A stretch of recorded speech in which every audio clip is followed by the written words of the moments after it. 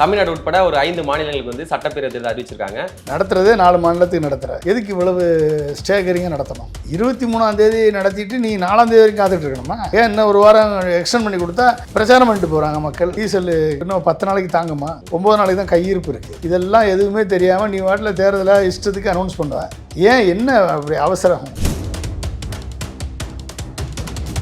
ஞானேஷ்குமார் சொல்றாரு, மற்ற முறை மாதிரி இல்லாமல் இந்த முறை உண்மையாகவும் நேர்மையாகவும் வெளிப்படைத்தன்மையோட நடக்க போகிறது தேர்தல். என்ன வெளிப்படைத்தன்மை? அப்போ மற்ற முறையெல்லாம் வந்து நேர்மை இல்லாமல் வெளிப்படைத்தன்மை இல்லாமல் நடத்துறீங்களா? உள்ள நீ ஹேச்சிங் பண்ணி இவிஎம்ஐ ஹேச்சிங் பண்ணி எஸ்ஐஆர் மூலமாக வந்து உனக்கு தேவையான ஆட்கள் எல்லாம் சேர்த்து உன் கட்சிக்கு தேவையில்லாத ஆட்கள் எல்லாம் நீக்கி தோக்குறதுல ஜெயிக்க வச்சு இந்த சின்ன ஜெயிக்கணும்னு சொல்லி நீங்கள் செட் பண்ணிட்டீங்கன்னா அந்த 8% 7% பீகாரில் வந்துச்சுல இப்போ அது மாதிரி ஜெயிக்கும்.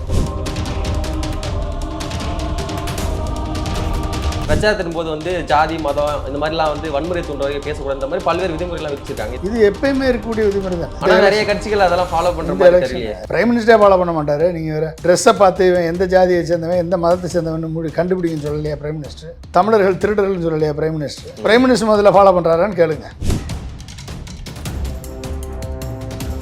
நிறைய பேர் கருத்து கணிப்புன்ற பேர் நிறைய வெளிப்படுத்துறாங்க. அதுலலாம் அவங்க ஒரு மாதிரி சொல்றாங்க. பணத்தை வச்சிருக்க எல்லா கட்சியும் டுபாக்கூர் கருத்து கணிப்பு எடுக்கிறதுக்கு ஆளு எக்கச்சக்கமாக இருக்கான். மீடியாவில் காசை கொடுத்து அதை வந்து பேசி நம்மளுக்கு செல்வாக்கு இருக்குன்னு நம்ம பாட்டில் ஏற்றிக்கிற வேண்டியதான். அப்படி செல்வாக்கு இருந்தால் தான் கடை விரித்தேன் கொள்வார் இல்லைன்னு ஒருத்தரும் போய் சேரவே இல்லையே. நேற்று வரைக்கும் பில்டப் பண்ணாங்க. பவன் கல்யாண் பேசுறாரு, அமித்ஷா 1 மணி நேரம் பேசிட்டாரு. அவங்களுடைய கட்சியினுடைய பேச்சாளர்லாம் அதெல்லாம் வந்து வதந்தி பொய். அதெல்லாம் நீ தானே கிரியேட் பண்ண வதந்தி. கிரியேட் பண்ணதே நீங்க தானடா. உன்னால சீமானையே அடிச்சு வர முடியாது. சீமானையே ஜெயிச்சு 3ஆவது இடத்துக்கு வர முடியாது.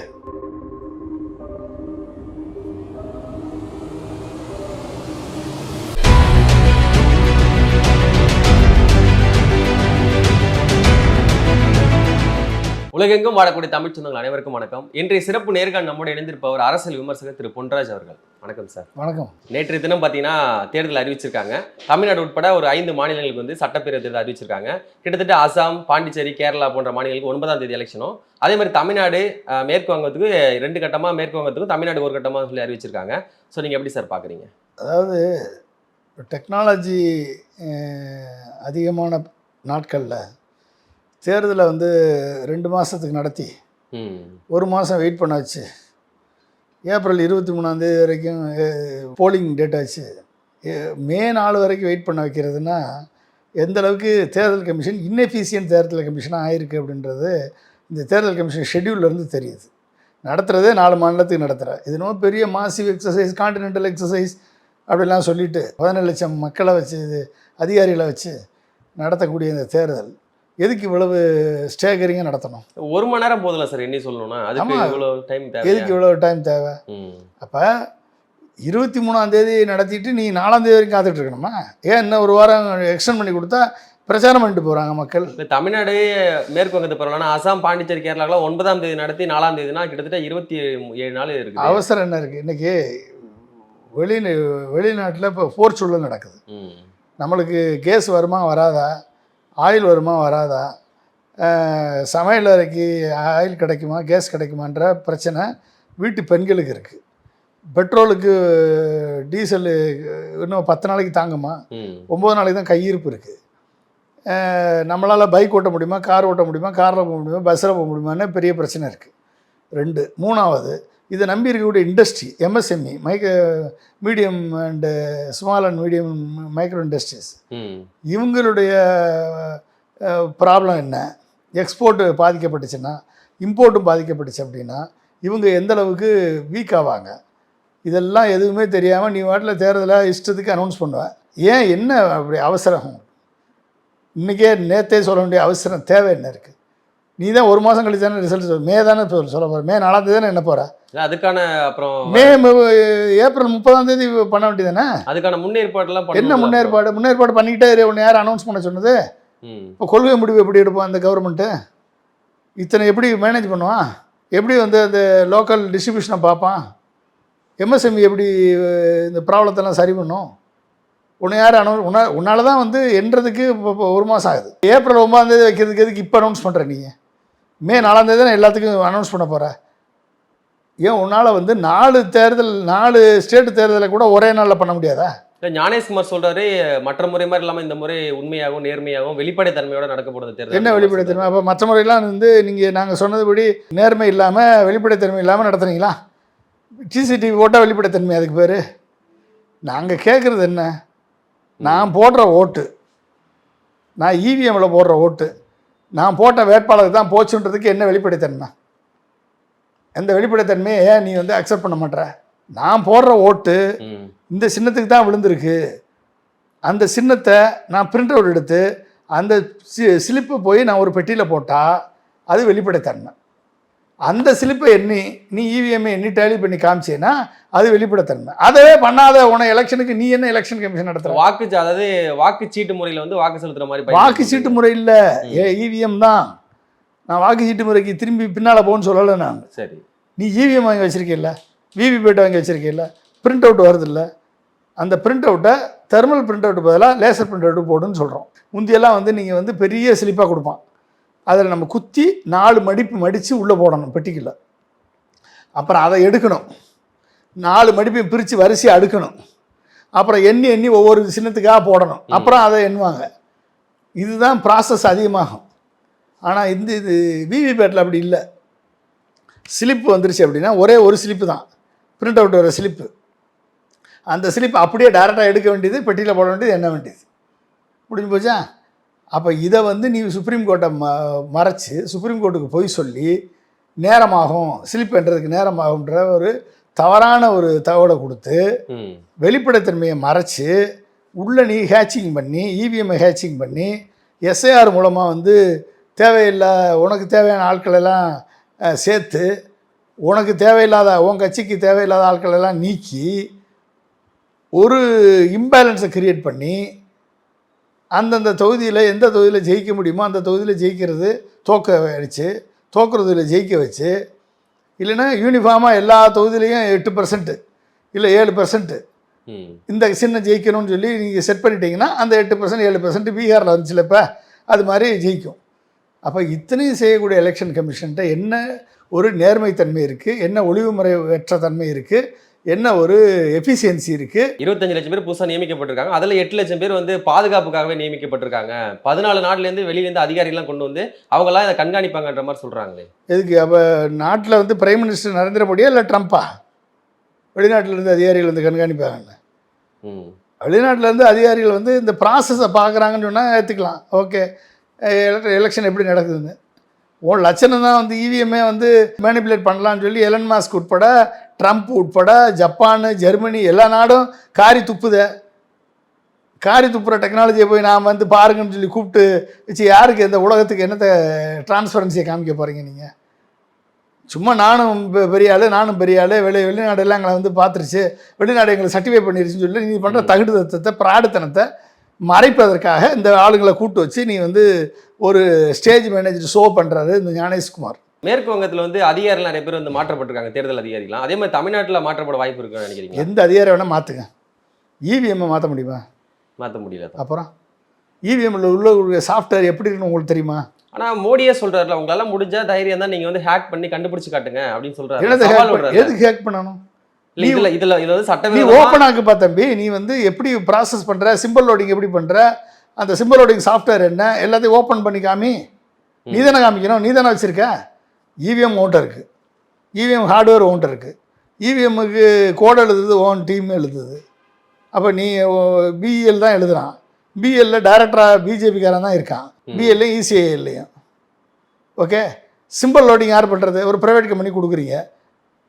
அந்த சிம்பிள் லோடிங்கில் வந்து ஒரு ஹேச்சிங் பேட்டர்னை போட மாட்டேன்னு என்ன நிச்சயம்? எந்த ஹேச்சிங் பேட்டர்னை போடுறையோ அந்த சின்ன ஜெயிக்கணும்னு போட்டேன்னா இத்தனை % வாங்கணும்னு போட்டேன்னா விழுகிற ஓட்டில் அத்தனை % அதை கூட்டி காமிச்சிட்டு போகுது, முடிஞ்சு போச்சு. இல்லை அவங்க தரப்பில் என்ன சொல்கிறாங்கன்னா, நீங்கள் எதையே ஹேக் பண்ணுறீங்களா, முடிஞ்சா இதையும் ஹேக் பண்ணி ஹேக் எதுக்கு பண்ணணும்? நீ ஹேச் பண்ணதை போய் எதுக்கு நீ ஹேக் பண்ணுவாங்க?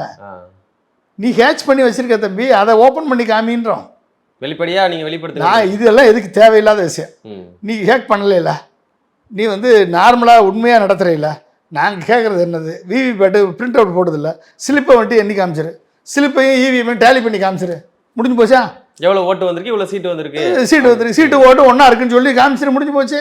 ஏன் இதை முடியாது? இதை செய்ய மாட்டாங்க முன் வந்து. அங்கே தான் ஹேச்சிங், அங்கே தான் வந்து நீங்கள் போடுற ஓட்டு உங்களுக்கு என்ன பட்டனை ப்ரெஸ் பண்ணும் போதும் ஓகே ரிசல்ட் மாறி வரும். இது வேற, அது வேற ரிசல்ட். மக்கள் ஓட்டு போட்டது வேற, வர்ற ரிசல்ட் வேற. அங்கே தான் பிரச்சனை. இப்போ நேர்மையான முறையில் நேர்மை இல்லை, அதுதான் சொல்கிறேன். நீங்கள் ஒரு தொகுதியில் பண்ணலாம், ஒரு தொகுதியில் இருக்கக்கூடிய 10 பூத்தில் பண்ணலாம், 10 தொகுதியில் பண்ணலாம், 100 தொகுதியில் பண்ணலாம். இது எதை வேணாலும் பண்ணலாம். ஓகே. கடந்த முறைலாம் பார்த்தீங்கன்னா எஸ்ஐஆர் ஃபார்ம் அப்போலாம் வந்து ஃபில் பண்ணி கொடுக்கல, நிறைய வந்து போலி வாக்காளராக இருந்தாங்க, நிறைய வாக்கு நீங்கள் சொல்ல மாதிரி வந்திருக்கலாம். ஆனால் இந்த முறை எஸ்ஐஆர் ஃபார்ம் வச்சு எல்லாத்தையும் ஃபில்டர் பண்ணியிருக்காங்க, இவ்வளோ வாக்காளர் தான் சொல்லியிருக்காங்க. ஏற்கனவே 6,41,00,000 பேர் தமிழ்நாட்டில் இருந்தாங்க, இப்போ 5,43,00,000 பேர் தான் இருக்காங்க. 97 லட்சம் வாக்காளர் நீக்கப்பட்டிருக்காங்க. இதன் பிறகு அந்த மாதிரி குளறுபடி நடக்குதுன்னு நினைக்கிறீங்களா சார்? எஸ்ஐஆரை வந்து எத்தனை பேர் நீக்கியிருக்காங்க, எத்தனை பேர் சேர்த்துருக்காங்கன்றது இன்னும் நம்மளுக்கு ரிசல்ட் இல்லை. எப்போ அதுக்குன்னு தனி ஒரு டீம் 2025 தனி ஒரு டீம் போட்டு ஒர்க் பண்ணால் தான் தெரியும். அது தலைமை தேர்தல் ஆணையம், தமிழ்நாடு தலைமை தேர்தல் ஆணையம் அர்ச்சனா பட்நாயக் சொல்லியிருந்தாங்க 97 லட்சம் பேர் நீக்கப்பட்டு சொல்லி. அது ரைட்டு, 97 லட்சம் பேர் நீக்கப்பட்டாங்க, 27 லட்சம் பேர் சேர்க்கப்பட்டிருக்காங்க. மொத்தம் 77 லட்சம் பேர் வந்து அடிஷன் இது காலியாயிருக்காங்க. ஓகே. அப்போ அது 77 லட்சம் பேர் உண்மையானவர்களா நீக்கப்பட்டவர்கள் இல்லை, உண்மையிலேயே வாக்கு இருந்து நீக்கப்பட்ட வாக்கு இருந்து அவர்கள் வந்து நீக்கப்பட்டார்களா, இல்லை நீ முஸ்லீம்ன்றதுனால நீக்கப்பட்டாங்களா, இல்லை இவங்க தலித்துன்றனால நீக்கப்பட்டாங்களா, இல்லை இவங்க டிஎம்கேக்கு ஓட்டு போடுவாங்கன்றதுனால நீக்கப்பட்டாங்களா, ஏன் வந்து குளத்தூர் தொகுதியில் 1.5 லட்சம் பேர் 1.5 லட்சம் பேர் நீக்கி எடப்பாடி தொகுதியில் 20,000 பேர் நீக்கியிருக்காங்க. அதுக்கு என்ன ரேஷனலு? இதெல்லாம் வந்து ஆராய்ச்சி பண்ணால் தான் தெரியும், இந்த ரிசர்ச் பண்ணால் தான் தெரியும். அந்தந்த தொகுதியில் இருக்கக்கூடிய பூத் லெவல் ஏஜென்ட்ஸ் வந்து இதை ஒர்க் அவுட் பண்ணி கரெக்டாக வந்திருக்கா இல்லையான்னு பார்த்துருந்தா தான் தெரியும். இதை வந்து பீகாரில் பண்ணி அப்புறம் ராகுல் காந்தி பண்ணி 6 மாதம் கழித்து ரிசல்ட்டெல்லாம் அனௌன்ஸ் பண்ண பிறகு அவர் வந்து ப்ரெசன்டேஷன் பண்ணார். என்னாச்சு? ஒருத்தரும் ஒன்றும் அதை கேட்டுக்கல. ஓட்சோரி எத்தனை பேர் ஓட்சோரி? ஒரே வீட்டில் 800 பேர் இருந்தாங்க, ஒரே அட்ரஸில் 0 அட்ரஸில் இத்தனை பேரை சேர்த்து வச்சுருங்க. இவங்கெல்லாம் யார்? அட்ரஸ் 0 அட்ரஸ்ன்னு எப்படி இருக்கும்? அட்லீஸ்ட் டிநகர் பாண்டி பஜாரில் இருக்கக்கூடிய ஸ்ட்ரீட்டு, இந்த ஸ்ட்ரீட்டில் இருக்கக்கூடிய தெருவில் இருக்கக்கூடிய ஆளுங்கன்னு சொன்னால் கூட பரவாயில்ல. ஆனால் 0 அட்ரஸ்ன்னு போட்டு நீ எத்தனை பேர் வேணாலும் சேர்ப்பேன்னா எப்படி அதை ஏற்றுக்கிறது? இறுதி வாக்காளர் பட்டியல் வந்த பிறகு தான் இது தெரியும், எத்தனை பேர் சேர்க்கப்பட்டிருக்காங்க, எத்தனை பேர் நீக்கப்பட்டிருக்காங்க. உண்மையான வாக்கு உங்கள்கிட்ட ஏற்கனவே ஐடி கார்டு இருக்கும், ஓட்டர் ஐடி கார்டு கொடுத்துருப்பாங்க, ஆனால் உங்கள் வாக்கு அங்கே இருக்காது. இப்போது கடலூர் மாவட்டம் திட்டக்குடி அறிக்கையை கிட்டத்தட்ட காலையில் 12 லட்ச ரூபாய் வந்து தேர்தல் பறக்கும்படி வந்து பிடிச்சிருக்காங்க. இது வரைக்கும் பார்த்தீங்கன்னா 1,26,00,000 பிடிச்சதா வந்து தமிழ்நாடு தேர்தல் அதிகாரி வந்து அர்ச்சனா பட்நாயக் சொல்லியிருக்காங்க. இது வந்து சரியான முறையில் நடைபெறுதா சார்? அரசியல் கட்சி தலைவர்கிட்ட தான் பறிமுதல் பண்ணுறாங்களா, இல்லை சாமானிய மக்கள்கிட்ட அந்த மாதிரி? சாமானிய மக்களை போய் தொல்லை பண்ணுறாங்க. வந்து இதெல்லாம் வந்து அட்ராசிட்டியினுடைய ஹையஸ்ட் ஆர்டர். எடுத்த உடனே இன்றைக்கி காலையில் 12 லட்சம் பேர், அவன் பாவம் வியாபாரி, இன்னைக்கு பார்த்த வியாபாரத்தினுடைய பணத்தை எடுத்துகிட்டு போயிருப்பான். அவனை பிடிச்சி அதை பறிமுதல் பண்ணி இன்னும் ஒரு 2 மாதத்துக்கு அவனை செயல்பட விடாமல் ஆக்கி, ஒரு சாதாரண வியாபாரிகள், தினக்கூலி வியாபாரிகள், இவர்களது பணத்தை பறிமுதல் பண்ணி இதை வந்து எலெக்ஷன் பேரில் கணக்கில் எழுதி அவர்களது வாழ்வாதாரத்தையே கெடுத்து கொண்டிருக்கிறது இந்த எலெக்ஷன் கமிஷன். சரியான ஆவணங்கள் இருந்தால் அதை கொடுத்துருவாங்கல்ல, இந்த இடத்துல நான் எடுத்துகிட்டு போகிறேன், என்னோட வியாபாரத்துக்காக நான் எடுத்துகிட்டு போகிறேன் அப்படின்ற மாதிரி சரியான ஆவணங்கள் ஆவணம் இருந்தால் அதுக்கு அவன் வந்து கேஷ் டிரான்சாக்ஷன் பண்ணுறான். நீ என்ன இந்தியா முழுக்க ஆவணத்தோடைய பண்ணுறீங்க எல்லாத்தையும்? ஒரு கடத்தறி வியாபாரி அவனுக்கு எல்லாருமே ஜிபேல பண்ணிகிட்டு இருக்கான் மொத்தமாக. அவனுக்கு வர்றதை கொடுப்பான், நீ ஆவணம் இல்லைன்னு சொல்லி அவனை போட்டு தொல்லை பண்ணி அவனை காலி பண்ணுவீங்க. மீன் கடைக்காரன் போய் என்ன பண்ணுவான்? பூக்கடைக்காரம்மா என்ன பண்ணுவோம்? டெய்லி பாயிண்ட் ஆஃப் சேல் நடத்தக்கூடிய ஹோட்டலில் எத்தனை ஹோட்டல் ஏமாற்றிட்டு இருக்கான். தேர்தல்ன்ற பேரில் வந்து மக்களுக்கு தான் துன்பம் ஒழிய இந்த அரசியல் இவர்கள் வந்து உண்மையான பணத்தை இவங்க பிடிச்சதே கிடையாது. எல்லா தேர்தலையும் பொதுவாக பார்த்தீங்கன்னா ஆளுங்கட்சிகளும் சரி எதிர்கட்சிகளும் சரி பணம் பட்டுவாடா பண்ணுவாங்க, நம்ம பார்க்குறோம். ஒரு ஃபார்முலாவும் ஃபாலோ பண்ணுவாங்க. அந்த மாதிரி வந்து இந்த முறை வந்து பணம், பரிசு பொருள், மதுபானம் இது போன்றதெல்லாம் கொடுக்கக்கூடாதுன்ற மாதிரி ரொம்ப ஸ்ட்ரிக்டாக சொல்லியிருக்காங்க. ஆனால் சொன்னாலுமே கூட அதை கட்சிகள் கடைபிடிக்காமல் மறுபடியும் கொடுத்துட்டு தானே சார் இருக்காங்க? கொடுக்கணும் செய்வாங்க. அது இது இன்னைக்கு நேற்று நடந்த பிரச்சனை இல்லை. ஆமாம், என்னைக்கு ஓட்டுக்கு பணம் வாங்கிட்டு நம்ம ஓட்டு போடுறோமோ அன்றைக்கே நம்ம வந்து ஊழலை பற்றி பேசுகிறதுக்கான தகுதியே இழந்துடுறோம். இல்லை, இன்னொன்று என்ன சொல்கிறாங்கன்னா, மக்கள்கிட்ட இருந்து கொள்ளடிச்ச பணத்தை தேர்தல் நேரத்தில் தான் மக்கள்கிட்ட கொடுக்குறாங்க. அப்படி கொடுக்கும்போது அதை வாங்கிக்கிட்டு எந்த கட்சி சரியான கட்சி போடுறது ஒன்றும் தவறில்லைன்னு ஒரு சில பேர் சொல்கிறாங்களே. அது வந்து ஒரு பார்வை, அது வந்து ஒரு பார்வையாக இருந்தால் கூட நீங்கள் வாங்குகிற பணத்தை வாங்கிக்கோங்க அப்படின்னா நீ கூட்டணியில் பங்குதாரி தானே, ஊழலில் பங்குதாரி தானே. நீனும் ஒரு திருடம் மாதிரி நீ ஒரு திருடன் தானே, அப்புறம் என்ன உனக்கு என்ன ஊழலை பற்றி பேசுறதுக்கு என்ன தகுதி இருக்கு? ம். பணம் கொடுத்து வாங்கியாச்சு, அப்புறம் என்ன ஊழலை பற்றி பேசுறதுக்கு? தமிழ்நாடு இப்போ எடுத்துக்கிட்டீங்கன்னா, தமிழ்நாட்டில் இருக்க ஒட்டுமொத்த எல்லா மாவட்டங்களும் எடுத்துங்க, எல்லா கிளைகளும் எடுத்துங்க, எல்லா இடத்துலையும் போய் பணம் பட்டுவாடா பண்ணி கொடுக்கப்படுது மக்கள் மத்தியில். அதையே தேர்தல் ஆணையம் கண்டுக்க மாட்டாங்க, நடவடிக்கை எடுக்க மாட்டாங்க. அது அப்போ எந்த அளவுக்கு தேர்தல் ஆணையம் பள்ளி இல்லாத தேர்தல் ஆணையம் இருக்குன்னு பார்த்துக்கங்க நீங்கள், அவ்வளோதான்.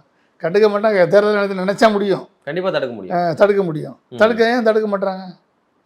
ஏன்னா அவங்களும் காசு வாங்கியிருப்பாங்க கட்சிகள்கிட்ட இருந்தா. அப்புறம் அவங்களும் காசு வாங்கியிருப்பாங்க, காசு வாங்கிட்டு ஹெல்ப் பண்ணுவாங்க. அதுக்கு அந்த ப்ராசஸை எக்ஸிக்யூட் பண்ணுறதுக்கு யார் ஜெயிக்க போகிறான்னா அவனுக்கு ஹெல்ப் பண்ணுவாங்க, அவ்வளோதான். வேறு என்ன இருக்குது? இதை தொடர்ந்து தேர்தல் விதிமுறை நிறைய விதிக்கப்பட்டிருக்காங்க சார். புதிதாக திட்டங்கள்லாம் வகுக்கக்கூடாது, அமைச்சர்கள் தங்களுடைய பதவிகளை தவறாக பயன்படுத்தி பிரச்சாரம் பண்ணக்கூடாது, அதே மாதிரி அரசு செலவில் விளம்பரம் பண்ணக்கூடாது, அரசியல் கட்சி தலைவர்களுடைய புகைப்படங்கள்லாம் அரசு அலுவலகங்கள்லாம் இருக்கக்கூடாது, இந்த மாதிரி மது, பரிசு பொருட்கள், பணம் இதெல்லாம் கொடுக்கக்கூடாது, பிரச்சாரம் வந்து பண்ணும்போது முன் அனுமதி கேட்க வேண்டும், பிரச்சாரத்தின் போது வந்து ஜாதி மதம் இந்த மாதிரிலாம் வந்து வன்முறை தூண்டுறவங்க பேசக்கூடாது, இந்த மாதிரி பல்வேறு விதிமுறைலாம் விதிச்சிருக்காங்க. இதெல்லாம் எப்படி சார் பார்க்குறீங்க? இது எப்பயுமே இருக்கக்கூடிய விதிமுறை தானே, இது ரெகுலராக. இது இன்னைக்கு நிறைய கட்சிகள் அதெல்லாம் ஃபாலோ பண்ணுற மாதிரி தெரியல. பிரைம் மினிஸ்டரே ஃபாலோ பண்ண மாட்டார். நீங்கள் வேறு பிரைம் மினிஸ்டரே ட்ரெஸ்ஸை பார்த்து இவன் எந்த ஜாதியை சேர்ந்தவன் எந்த மதத்தை சேர்ந்தவன் கண்டுபிடிங்கன்னு சொல்லலையா பிரைம் மினிஸ்டர்? தமிழர்கள் திருடர்கள்னு சொல்லலையா பிரைம் மினிஸ்டர்? பிரைம் மினிஸ்டர் முதல்ல ஃபாலோ பண்ணுறாரான்னு கேளுங்க. இருந்தாலும் பிரைம் மினிஸ்டர் ஃபாலோ பண்ணாலும் தமிழ்நாடு பிரைம் மினிஸ்டர் ஃபாலோ பண்ணலன்னா அப்புறம் எப்படி அவன் கீழே ஃபாலோ பண்ணுவான்?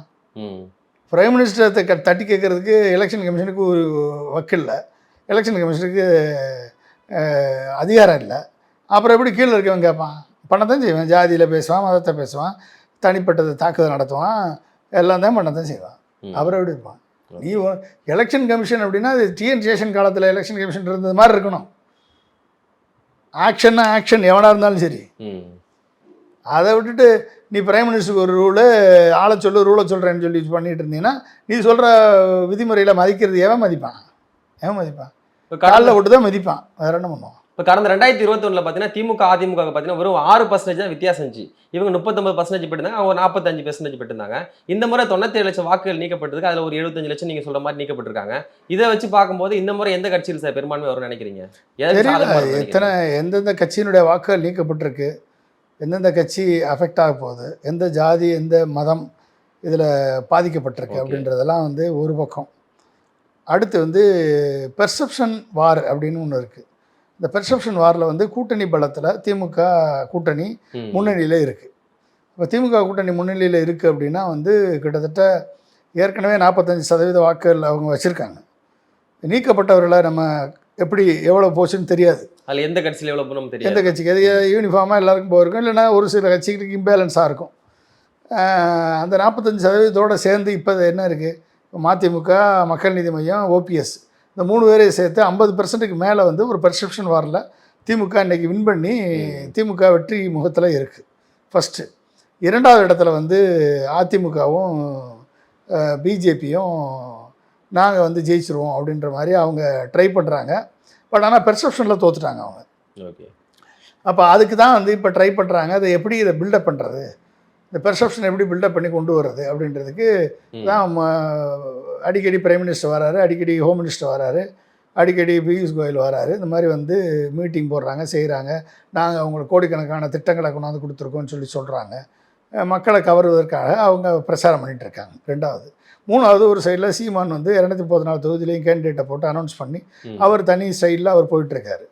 அவர் வந்து ஒரு தற்சார்பு பொருளாதாரத்தை முன்னெடுத்து தமிழ் தேசியத்தை முன்னெடுத்து அவர் போயிட்டுருக்காரு. 4வது விஜய் வந்து எந்த பக்கம் போகிறதுன்னு தெரியாமல் எல்லா கட்சிகளோடையும் நாங்கள் கூட்டணி வைக்கிறேன் இவங்களாம் வந்து கிளப்பி விட்டு இவங்களுக்காக ஒரு செல்ஃப் டிமாண்ட் இருக்க மாதிரி ஒரு கிரியேட் பண்ணி பணத்தை ஊடகத்துக்கு பணத்தை கொடுத்து கிரியேட் பண்ணி இன்றைக்கி தத்தளித்து நடுக்கடலில் நிற்கிறாங்க.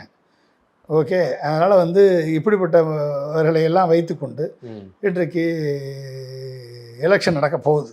நம்ம முன்னால் இருக்கக்கூடிய ஒரு தகுதி வாய்ந்த தலைவர்கள், ஒரு நேர்மையும் நாணயமும் தொலைநோக்கு பார்வையும் மக்களை அனுசரித்து செல்லக்கூடிய பண்பும் பெற்ற தலைவர்கள் யார் அப்படின்றத மக்கள் முடிவெடுக்கணும். நீங்கள் ஆனால் ஒரு மாதிரி சொல்கிறீங்க, ஆனால் நிறைய பேர் கருத்து கணிப்புன்ற பேரில் நிறைய வெளிப்படுத்துகிறாங்க, ஊடகங்கள் வெளிப்படுத்துகிறாங்க, நிறைய பேர் கல்லூரி சார்பாக நிறைய பேர் வெளிப்படுத்துகிறாங்க. அதிலெல்லாம் அவங்க ஒரு மாதிரி சொல்கிறாங்க, இந்த கட்சிக்கு தான் முன்னுரிமை வருது, மக்கள்லாம் இந்த கட்சி தான் விரும்புகிறாங்க, மாற்றத்தை விரும்புகிறாங்கன்ற மாதிரி நிறைய வெளிப்படுத்துகிறாங்க. இதை எப்படி பார்க்குறீங்க? கருத்து கணிப்பு இப்போ எவன் எடுக்கிறதுன்னு விவசாயம் போச்சு. கருத்து கணிப்பு எடுக்கிறவன் எத்தனை மாதம் எடுத்தான், எத்தனை பேரை டிப்ளாய் பண்ணியிருக்கான், என்ன கொஸ்டின் கேட்டிருக்கான்றதை பொறுத்து இவன் கருத்து கணிப்பு ஃபோக்கஸாக ஃபேக்கா இல்லை இது வந்து திணிக்கப்பட்ட கருத்து கணிப்பான்னு தெரிஞ்சு போயிடும். எத்தனை கேள்வி கேட்கறது போனாங்க, கேள்வி கேட்கறதுலையே இவன் கருத்து கணிப்பு சரியானவனா அப்படின்றது தெரிஞ்சு போகும். கேள்வி கேட்குறதே சரியில்லாத கேள்வி கேட்டு ஓகே நீ வந்து ஆப்பிளுக்கும் நெல்லிக்கனிக்கும் வித்தியாசம் இருக்கான்னு கேட்டேன்னா அது எப்படிப்பட்ட கருத்து கணிப்பாக இருக்கும்? எதை கேட்கணும், என்ன பண்ணணுன்றதுக்கு ஒரு வரைமுறை இருக்குது. சாம்பிள் என்ன இருக்குன்றிருக்கு. ஒரு ப்ராபபிலிட்டியில் மினிமம் சாம்பிள் இவ்வளோ இருக்கணும். ஒவ்வொரு தொகுதியிலையும் 1,00,000 2 லட்சம் 3 லட்சம் 4 லட்சம் சோழிங்கநல்லூர் 5 லட்சம் வாக்கு இருக்குது. அட்லீஸ்ட் மினிமம் ஒரு 10% வாக்காளர்கிட்டையாவது போய் ரீச் அவுட் ஆகிருக்கணும். அதுவும் பரவலாக ரீச் அவுட் ஆகிருக்கணும். 5 லட்சம் பேரில் ஒரு 50,000 பேர்ட்டாச்சும் எடுக்கணும். ரீச் அவுட் ஆகிருக்கணும். ரீச் அவுட் ஆகி அந்த கருத்து கணிப்பு கேட்குற கேள்வி கரெக்டாக இருக்கணும். மக்கள் எந்த மாதிரி பதில் முதலமைச்சரை தேர்ந்தெடுக்கிறது இல்லை. இங்கே வந்து எது தேர்ந்தெடுக்காங்க, யார் முதலமைச்சர்னு கேள்வி கேட்டீங்கன்னா நீ உங்கள் கருத்து கணிப்பே தப்புன்னு அர்த்தம். புரியுதா? எந்த கட்சி ஆட்சிக்கு வரணும், எந்த கட்சி மக்களுக்கு செஞ்சிருக்கு அப்படின்லாம், அதாவது கேட்குற கேள்வியிலேயே வந்து நீ எப்படிப்பட்ட கருத்து கணிப்பு யார் சர்வே பண்ணுறதுன்னு தெரிஞ்சு போயிடும்.